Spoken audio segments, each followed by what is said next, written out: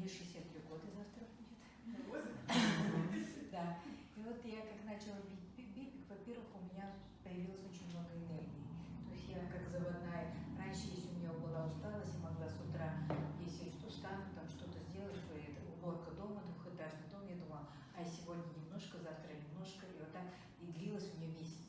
А сейчас я успеваю, во-первых, у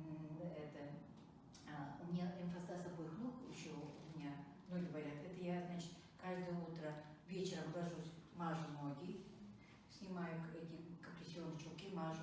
Утром не спускаю ноги, опять мажу ноги, опять одеваю компрессионные чулки. А сейчас, вот как я начала пить я забыла, что такое вообще мазь. Вообще не мажу. Одела, побежала, и некогда мне даже думать о ногах, честно говоря. Не беспокоит? Не беспокоит, во-первых. И во-вторых, у меня у мужа еще такое хорошее, головные боли прошли. У меня тоже мигрень есть, немножко давление скачет. Я сейчас забыла, что такое вообще головная боль, что такое мигрень. Мне дочери говорит, мама, погода там, осторожнее, давление поднимется. Я говорю, нифига.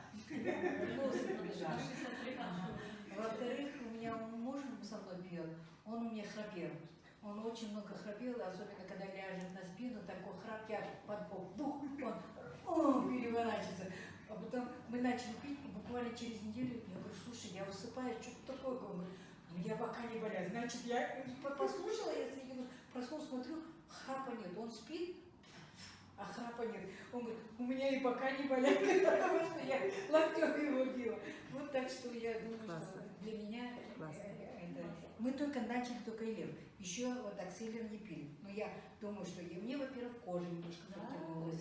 Мне все говорят, в автобусе я сажусь, когда мне сказали, пенсионным. Я говорю, да вы что? Говорит, вам еще 50, наверное. Я говорю, да нет, мне уже 60 лет. Но я молодая еще, не 18 лет.